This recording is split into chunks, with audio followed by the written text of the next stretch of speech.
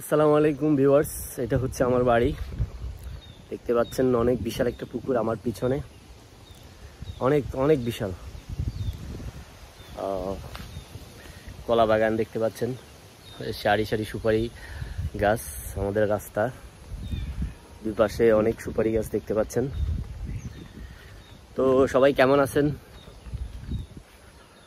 আশা করি অনেক ভালো আছেন। এটা হচ্ছে আমার নতুন ইউটিউব চ্যানেল, সবাই একটু সাবস্ক্রাইব করে দিবেন আমার এই চ্যানেলটা, পাশে থাকবেন, আমি আপনাদের পাশে আছি সবসময়।